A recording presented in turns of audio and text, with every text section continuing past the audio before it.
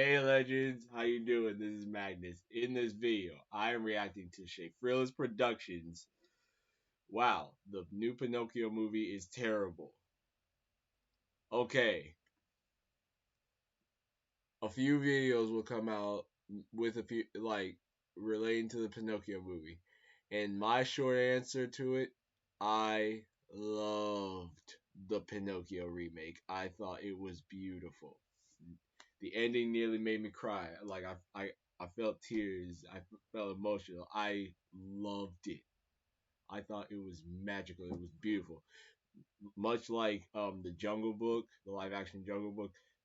That's how I feel with the new the Pinocchio remake. I thought it was beautiful. So I want to see what Pinocchio, Saber Spark, and some other reactors felt about it and listen to their opinion to try and get a sense of how they feel and want to understand it. So let's get into this.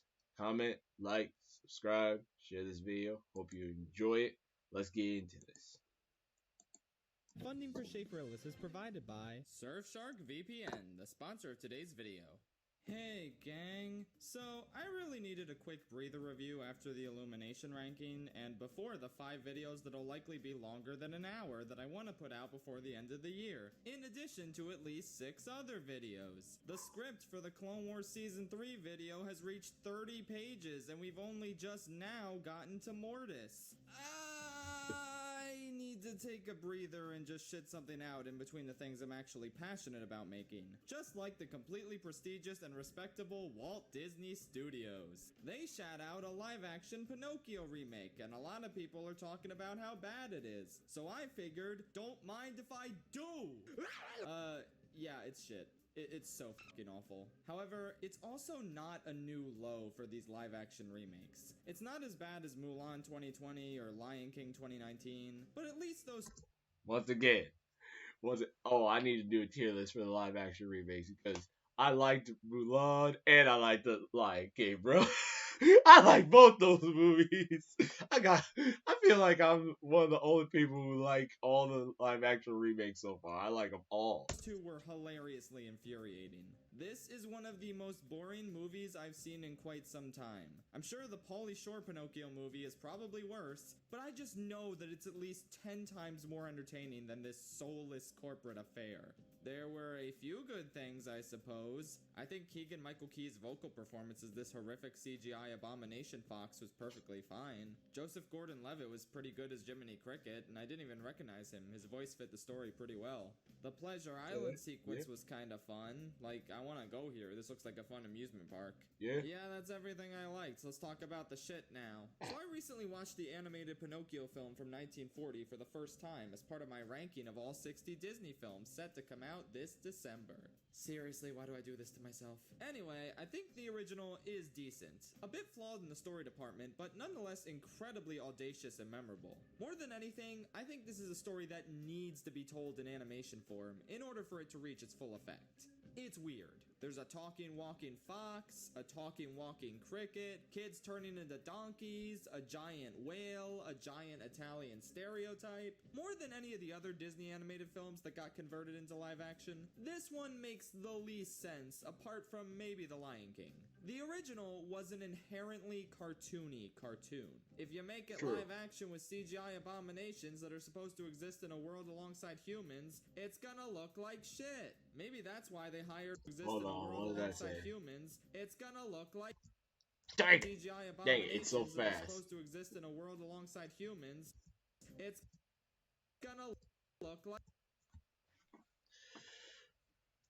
Okay, I'll read it shit. Maybe that's why they hired Robert Zemeckis to direct, because he's the king of CGI abominations. Honestly, more than any other director that quote-unquote fell off over time, Robert Zemeckis confuses and depresses me the most. This dude made Who Framed Roger Rabbit, the Back to the Future trilogy, Forrest Gump, Castaway. He was such an icon who then threw away his reputation to make creepy motion capture movies, and then ultimately produce miss after miss throughout the past decade. The magic has been gone from his movies for quite some time. So I went into this expecting nothing, and I was still let down. The effects uniformly look awful. I felt legitimate fear in the donkey scene, not because the characters were turning into donkeys, but because my eyeballs would soon have to witness a CGI abomination.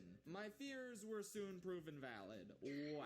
Jiminy Cricket looks awful. Pinocchio usually looks okay, except when there's a close-up on his growing nose or a close-up on his face at the end, which, like, you guys thought these were acceptable? Really? They CGI'd the cat. They had to make the cat using CGI. Never in a million years would I dream of making a CGI cat in a pointless live-action remake of a 1940 cartoon. But hey, it's a good thing that Robert Zemeckis dreams big. The fox walking and talking makes no sense in live action and sticks out like a sore thumb. You don't question it in a cartoon, but with this, I have so many questions. The daytime scenes are ridiculously overexposed. Like, someone involved in making this movie has to have noticed how harsh the brightness was, right? I mean, maybe they just didn't care because all they wanted was a paycheck, which, like, sure, whatever, I guess. They also added a stupid-ass subplot about this girl who works for Stromboli that goes nowhere. It makes it so when Pinocchio gets captured, there's no tension because, you know, this girl can just free him. But then she just talks to him about her dreams instead, and Stromboli comes in before she can free him. Then Jiminy Cricket shows up to free him exactly how he did in the original film. So thank you for wasting my time with this girl and her bullshit movie. Much appreciated. Then she comes back later to tell Pinocchio that she got Stromboli arrested off screen, and she asks if he wants to join her show, but he's like, no, I gotta get to my father because he's all out on his own. So yeah, this girl serves zero purpose and is only there to pad out the runtime. Awesome. Okay. Wait, So, let me also mute the ad and actually take this as a second to speak. Okay, in short, I disagree. I like the inclusion. I thought she was a great addition to the story. And I thought the ballerina was nice as well. So overall, I didn't have a problem with it. Where his nose grows, instead of it fully being about learning a lesson that lying is bad, now he instead uses his growing nose as a means to get the key and escape. So I guess the moral is don't lie unless lying is helpful for you to get out of a situation where you're trapped. See, they had to do it this way because they forgot the Blue Fairy was a character because she never appears again after her first scene. This is a... I mean, I understand the logic. I'm like, why did she not show up anymore afterwards? However, I do like how she wasn't used as a crutch, like the lesson saying that you don't need magic to solve your problems. If you're willing to do the right thing, you can. Lying once doesn't make you evil. It's if you make it right.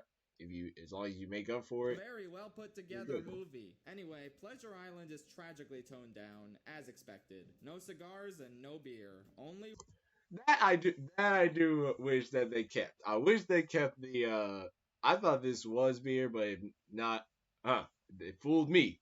But I do wish they kept the cigars and beer because it would make it, if anything, I'm like, if it's wrong for kids to do, this is a completely this place is completely made to for kids to be the worst of the worst. So keep the cigars, keep the beer here, and show what happens when you do it. root beer, which kind of misses the entire purpose, honestly. I kind of figured if you showed cigars and beer to kids watching this, and then showed them that there were consequences to them, like turning into a donkey, then they would steer clear of them. Thank you. Brain on drugs.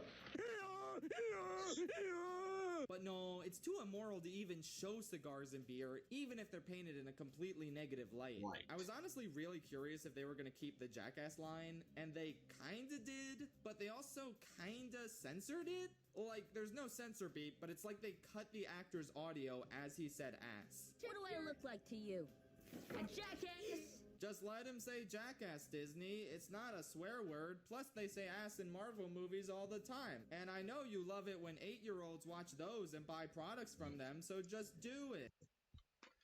Fair. That's a good criticism. At least Keegan-Michael Key still got to sing An Actor's Life is Gay. That made up for for the cringe joke about Chris Pine, though it didn't quite make up for the Disney masturbatory clock scene where we get all these epic Disney references in the form of clocks Geppetto made. Somebody put me out of my misery. I'm writing this in the middle of D23, and every announcement I hear about on Twitter that doesn't tap into my Clone Wars nostalgia is legitimately making me more and more nauseous. Okay, last thing. Tom Hanks sucks. He's so bad in this movie. Oh, now we completely disagree on that.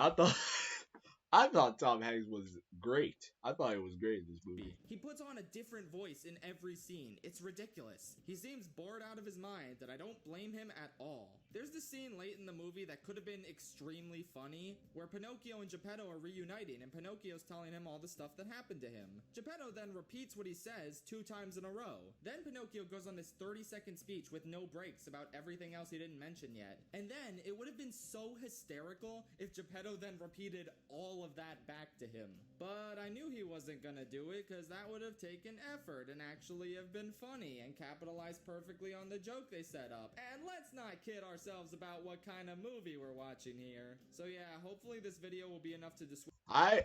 Okay, I know the exact scene he's talking about, and I thought it was funny because of how it went through, just like the first movie, everything that Pinocchio goes through in the course of a day, just summed up in one sentence, which was great. Dissuade you from ever checking this movie out, because it's not even funny bad. It's just awful and boring, and you should just wait for the Del Toro Pinocchio or watch the funny Pauly Shore one.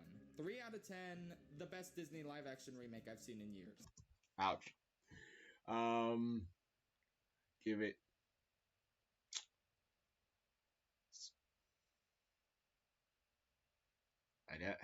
Once again, tier list video of the live action remakes, and I know I'm gonna get some mixed opinions on it, but I give this a 7 or 8. 7 or 8 out of 10. Anyway, time for a sponsor transition. Hoo boy, this one's easy.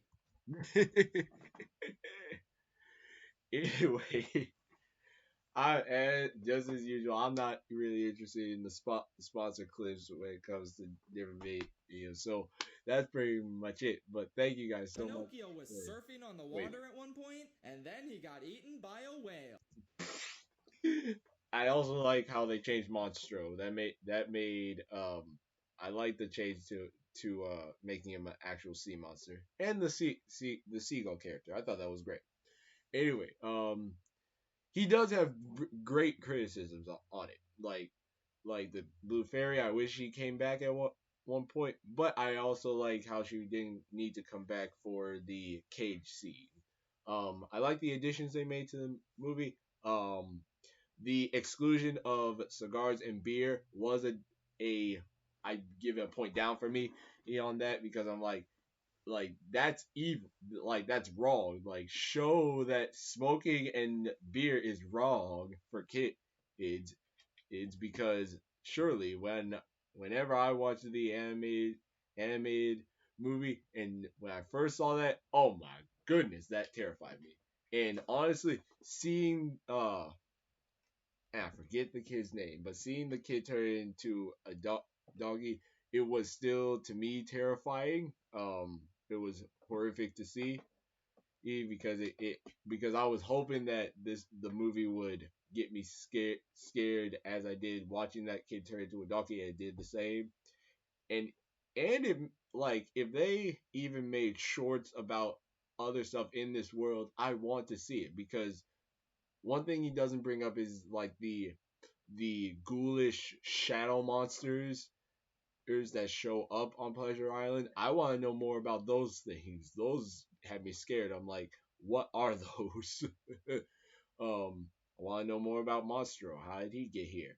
Like, the things that make this world fantastic, even though it's live action, I want to know more of it. I do. Anyway, oh my goodness, I forget the goldfish's name. But I completely understand her being CGI. Figaro being CGI. You didn't have to do that. I do agree on that point. You didn't have to make Figaro CGI. The only thing that you could have done is his face. Like, if you needed to make certain facial expression, sure. But otherwise, you could use a regular kitten. So, thank you guys so much for watching. What did y'all think of the Pinocchio movie as a whole?